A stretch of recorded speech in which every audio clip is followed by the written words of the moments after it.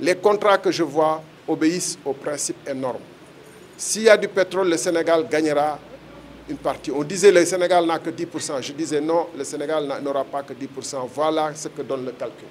J'ai expliqué cela. Mais je dis, c'était une réserve que les gens auraient dû écouter. Je dis que si, d'aventure, à l'avenir, il m'est donné de savoir plus, je prendrai ma responsabilité, même devant un de vos confrères qui a insisté sur le frère du président. Je dis, je ne suis pas son avocat. Et je ne serai pas son avocat.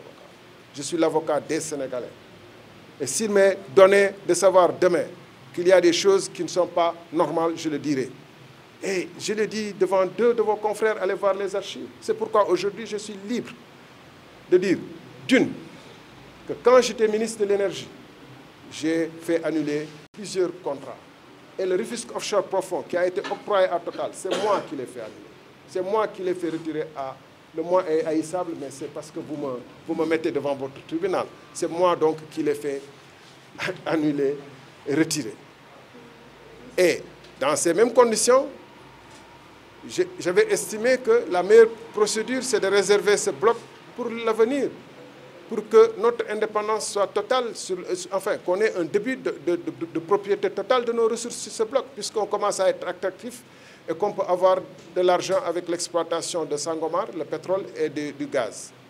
Et en plus que les compétences du secteur des Sénégalais dans ce domaine allaient monter crescendo, puisqu'on allait recruter, Petrosen allait s'équiper, etc. Et on allait avoir une expérience sur notre sol.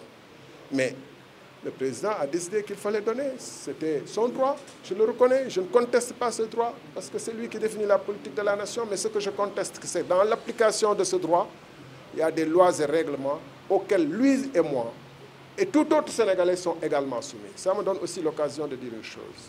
Les pouvoirs du président de la République sont exorbitants.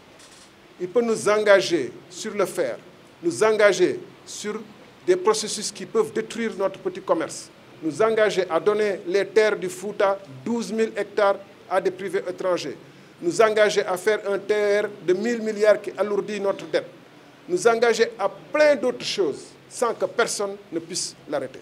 C'est pourquoi la première chose, c'est de réviser le pouvoir, de revoir le pouvoir des présidents de la République. Et mieux, de faire en sorte que si d'aventure des actions pouvant compromettre la souveraineté ou les intérêts stratégiques du pays en violation des règles établies sont avérées, que des procédures comme il se passe aux États-Unis d'impeachment et autres puissent être effectuées. Parce qu'on ne peut pas laisser quelqu'un avec un blanc-seing et une puissance totale sur 7 ans ou 5 ans faire ce qu'il veut avec une assemblée à sa dévotion et une justice qui regarde ailleurs.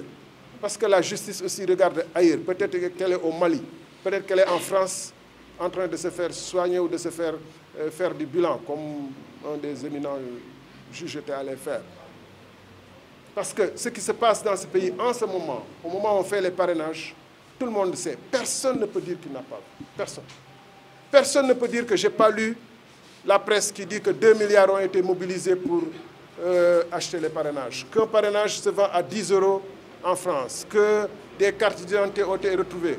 Personne ne peut dire qu'il n'a pas entendu ou vu quelqu'un ou des groupements qui vendent des parrainages. Ça se passe à grande échelle dans ce pays. Et ça menace notre démocratie.